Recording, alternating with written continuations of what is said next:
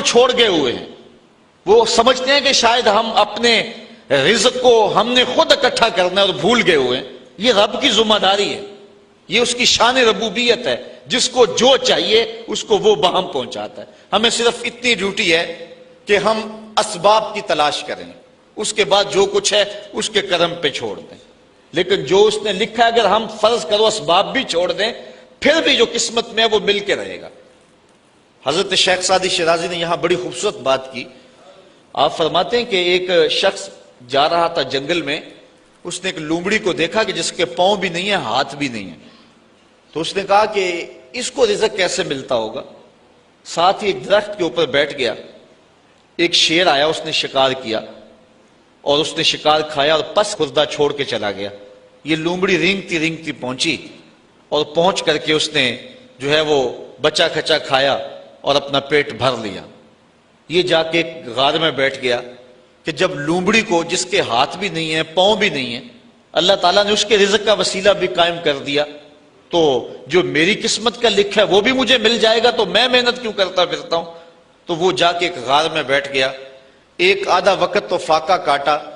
جب بھوک سے نڈال ہوا تو آواز آئی ہاتف سے, اے بندے میں تیرا بھی رب ہوں لیکن لومڑی نہ بن شیر بن, خود بھی کھا اور اوروں کو بھی کھلا.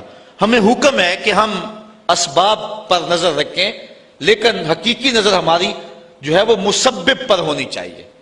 ہم ایسا نہ ہو کہ رزق کی تلاش میں رازق کو چھوڑ دیں اور ہم اس دنیا کو مقصود بنا لیں. اللہ تعالیٰ نے ان لوگوں کی مذمت کی ہے جن کا اوڑھنا بچھونا دنیا ہے. ارشاد فرمایا کہ جو ہے وہ لوگ الذی جمع مالا وعددہ یحسب ان مالہ اخلدہ کلا لینبذن فی الحطمہ وما ادراک ما الحطمہ نار اللہ الموقدۃ التی تطلع علی الافئدہ. وہ جو مال جمع کرتا رہتا ہے اور گنتا رہتا ہے اور پھر یہ خیال کرتا ہے کہ میرا مال مجھ کو لافانی کر دے گا. اللہ تعالیٰ فرماتا ہے ہم اس کو پکڑ کے بڑی آگ میں ڈالیں گے. اور وہ بڑی آگ کیسی ہے؟ اللہ فرماتا ہے کہ وہ میری جلائی ہوئی آگ ہے اور وہ ایسی سخت آگ ہے کہ جو دل بھی کھا جائے گی, کلیجے بھی چاٹ جائے گی. تو اس آگ میں ہم اس بدبخت کو ڈالیں گے جو رزق کی تلاش میں رازق کو بھول گیا ہوا ہے اور جس نے رزق کو مقصود اور قبلہ جان سمجھ لیا ہے. اور آج ہماری پریشانیاں, ہمارے دکھ اور اذیتیں یہ ہے کہ ہم بھول گئے ہیں, ہمارا توکل کمزور ہو گیا. اگر اللہ پہ توکل پختہ ہو تو کوئی مسئلہ نہیں, وہ رب العالمین ہے, تمام مخلوقات کا رب ہے. یہاں رب کا لفظ جو ہے وہ واحد ہے, عالمین جمع ہے.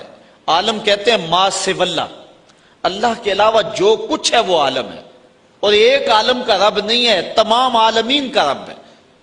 پرندوں کا بھی رب وہی ہے, درندوں کا رب بھی وہی ہے, چوپایوں کا رب بھی وہی ہے, چڑیوں کا رب بھی وہی ہے.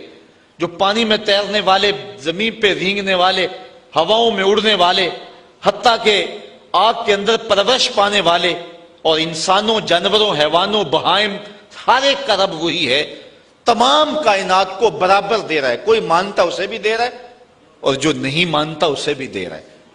یہاں وہ رب المسلمین نہیں کہا کہ مسلمانوں کا رب ہے, یہ بھی نہیں کہا کہ انسانوں کا رب ہے, یہ بھی نہیں کہا کہ فرما برداروں اور متیوں کا رب ہے. کہا وہ تمام عالم کا رب ہے. کائنات کی ہر شے کا رب وہی ایک اللہ ہے جو کہ تمام تعریفوں کا حقدار ہے اور تمام مدح و ستائش اور حمد و توصیف جس کے لائق ہے. وہ ایک سب کا خالق ہے اور سب کا رازق ہے اور سب کا رب ہے, اور اسی کو زیبا ہے کہ وہ سب کو رزق دے. ماننے والوں کو بھی دے رہا ہے, نہ ماننے والوں کو بھی دے رہا ہے, جو نہیں مانتے ان کو بھی دے رہا ہے, بلکہ ان کو زیادہ دے رہا ہے. بلکہ ایک حدیث میں آتا ہے کہ اگر مسلمانوں کی دل شکنی کا لحاظ اور خیال نہ ہو تو کافروں کے گھروں کی سیڑھیاں جو ہیں وہ سونے چاندی کی بنا ڈالوں, اتنا ان کو دوں.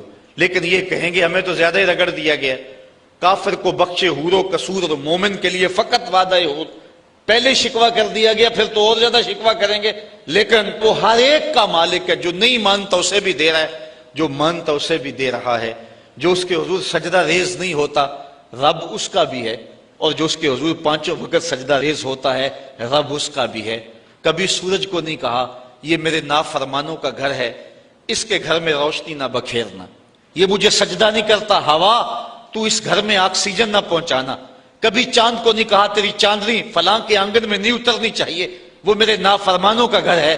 کہا جس طرح با یزید کے گھر میں روشنی کرتا ہے سورج، اس گناہگار کے گھر میں بھی ایسے ہی کرنی ہے، چاہے گناہگار ہے لیکن میں اس کا بھی اسی طرح رب ہوں جس طرح با یزید بسطامی کا رب ہوں۔ اب تھوڑا سا ایک اور اس پہ نکتہ سمجھنے کی کوشش کیجئے۔ عالمین اتنے ہیں اور رب ایک ہے۔ یہاں رب کا لفظ واحد ہے اور عالمین بہت سارے ہیں۔ یہاں یہ بات عقیدے کی سمجھ میں آتی ہے کہ ایک رب کے کئی عالم ہو سکتے ہیں، یعنی کئی عالمین کا ایک رب ہو سکتا ہے، ایک باپ کے کئی بیٹے ہو سکتے ہیں، اور ایک شوہر کی کئی بیویاں ہو سکتی ہیں، ایک آقا کے کئی غلام ہو سکتے ہیں، اور ایک رب کے کئی بندے ہو سکتے ہیں، لیکن ایک بندے کے کئی رب نہیں ہو سکتے، ایک بیوی کے کئی شوہر نہیں ہو سکتے، اور ایک غلام کے کئی آقا نہیں ہو سکتے ہیں۔ یہ شان ہے کیونکہ ایک رب کے کئی مملوک اور کئی مربوب ہو سکتے ہیں، وہ سب پر کرم نوازی فرمائے، لیکن ایک مربوب کے کئی رب نہیں ہو سکتے۔ اور دوسری بات یہاں سمجھنے میں یہ آتی ہے کہ وہ ایک رب ہو کے سب کو برابر دے رہا ہے اور سب پہ کرم فرما رہا ہے اور سب کو نواز رہا ہے، اور ہر بندہ یہ سمجھتا ہے کہ جتنا فضل میرے پہ ہو رہا ہے شاید دنیا کے اوپر میں ہی اس کا بندہ ہوں۔ یعنی اتنا کرم، اتنا فضل ایک ایک بندے پہ۔ انسان ذرا غور کرے، اس کے اندر کے سسٹم، اس کا نظام زندگی، اس کو دیے جانے والی عزتیں، اس کو شہرت، وقار، اس کو دولتیں، اس کی اولادیں، یہ کیا کیا ایک شخص کو دیا گیا ہے، اور ایک رب نے سب کو دیا ہے۔ اس کے کئی بندے ہیں لیکن اس کے باوجود کسی کو کمی نہیں چھوڑی۔ ہر ایک کو بہم آکسیجن پہنچ رہی ہے، ہر ایک کو ہوائیں پہنچ رہی ہیں، ہر ایک کو سورج کی کرنیں مل رہی ہیں، ہر ایک کو چاندنی میسر آ رہی ہے، رزق کے دروازے پہ خیرات بانٹ رہا ہے ہر ایک کو۔ اس کے کئی بندے ہیں لیکن اس نے کسی کے لیے کمی نہیں چھوڑی، اور بندے کا کوئی دوسرا رب نہیں تھا، لیکن بندے کا انداز یہ ہے جس طرح اس کے کئی رب ہوں اور وہ اس کے حضور سجدہ کرنے نہیں جاتا، اس کو فرصت نہیں ملتی۔ ایک رب کے کئی مملوک ہیں، ایک رب کے کئی مربوب ہیں، لیکن اس نے کسر نہیں چھوڑی، اور ایک بندے کے کئی رب نہیں ہیں لیکن اس کا جو انداز ہے وہ کتنا بیگانگی والا ہے۔ تو کہا الحمدللہ رب العالمین۔ بات آگے بڑھائیے۔ الرحمن الرحیم، وہ تمام جہانوں کو جو خیرات دے رہا ہے، تمام جہانوں کی جھولیاں بھر رہا ہے۔ وہ کیوں بھر رہا ہے؟ مجبور نہیں ہے، کسی احسان کے بدلے میں نہیں دے رہا، مستقبل میں بندوں کی ضرورت نہیں ہے، تو پھر اتنے بندوں کو، اتنی مخلوقات کو جس میں جن بھی ہیں، جس میں حشرات الارض بھی ہیں، چوپائے بھی ہیں، اتنا کیوں نواز رہا ہے؟ اتنا نواز رہا ہے، کیوں نواز رہا ہے؟ کوئی غرض ہے نہیں، کوئی مقصد ہے نہیں۔ الرحمن الرحیم، محض اپنی رحمت سے کرم فرما رہا ہے۔